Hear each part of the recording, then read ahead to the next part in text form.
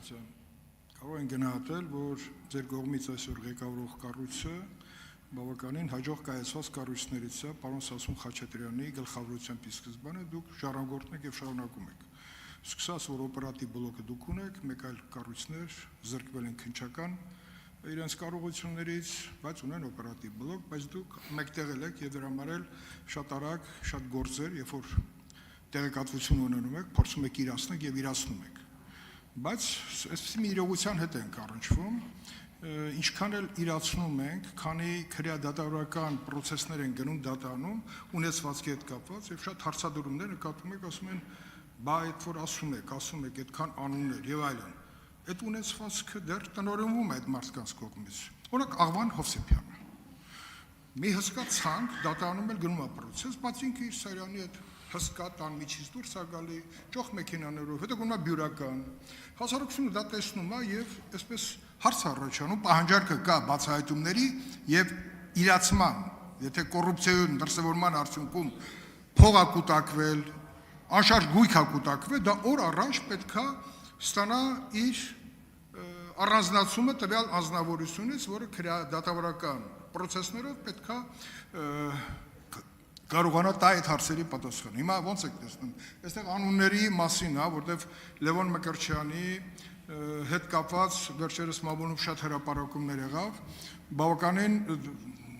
ընդգրկուն ցանկ էր, բայց Լևոն Մկրտչյանի հայտարարությունը, որ ընթերցեց Արթուր Խաչատրյանը, կապված էր եղբոր ունեցվածքի հետ, չէ՞ որ Վահագ Մկրտչյանը ինքը նույնպես եղել է պաշտոնյա, նաև պաշտոնավարել է ազգային ժողովում եւ ազգային ժողովի նախագահի օգնական, բայց Երևան հիմնադրամը Միշև Armenia Wine գինու գործարանից ծնվելը Երևան հիմնադրամ եւ էլի կառույցներ, այդ ամբողջությունը բոլորը տեսնում են, որ շարունակվում է տնօրինվել։ Ցանկի մասին խոսում ենք։ Գուցե օրենսդրական ինչ որ խնդիր կա, դուք արձագանքեք, հետո ես ասեք ես կարձագանքեմ։ Շնորհակալություն, պարոն Քոչարյան։ Նախ նշեմ, որ հակակոռուպցիոն կոմիտեն զբաղվում է կոռուպցիոն հանցագործությունների նախաքննությամբ, բացառապես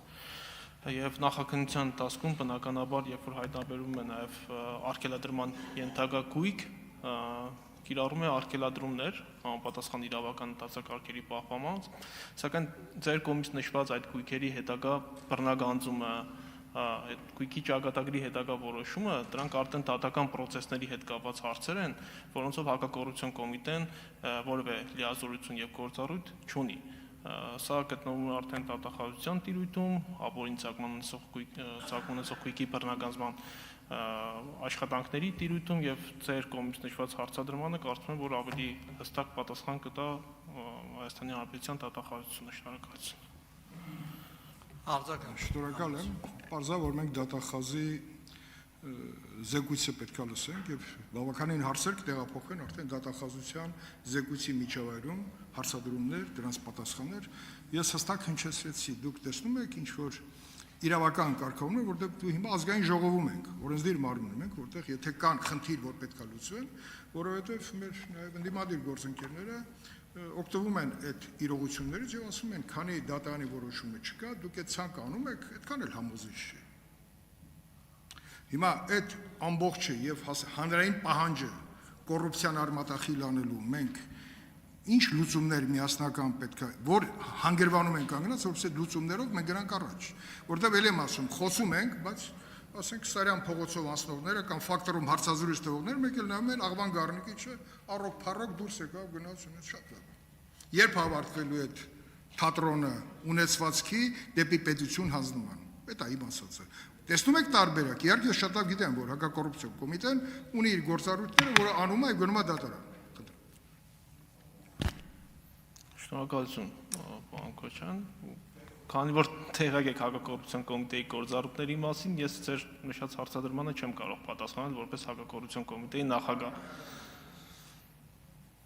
Շնորհակալ եմ։ Սերգեյ Բագրատյան, Ալիչումչի